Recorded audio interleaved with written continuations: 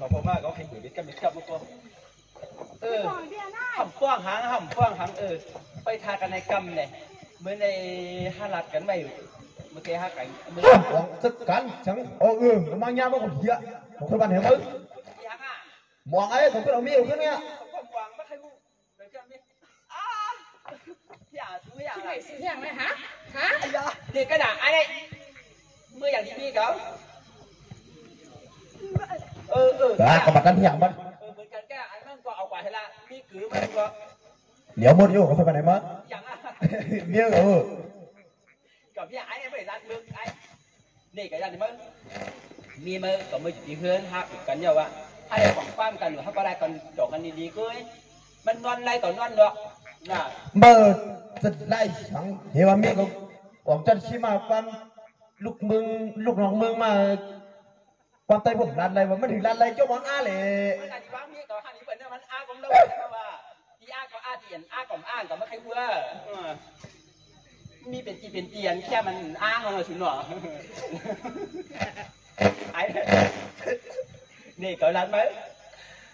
นี่ก็ย่อ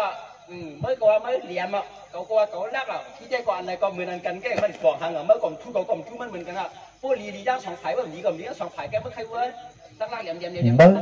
น่าแต่ผู้มีคนที่เป็นปีทูก็ไม่เคยเห็นเดียวนั่นเองมีไม่กับใจแต่แค่ไถไม่ก่อนนั่นได้เมื่อนานก็ความเป็นว่าเปลี่ยนกันนาเมื่อกี้มีมือนานลงเห็นนาปี้มึงยังกระหุ่นนาปี้เนาะจอด้านนี้ดิชัวไอ้ไม่ละดีผมร้านบ้างมันนั่งกันได้ก่อนต้องเห็นเขาเขา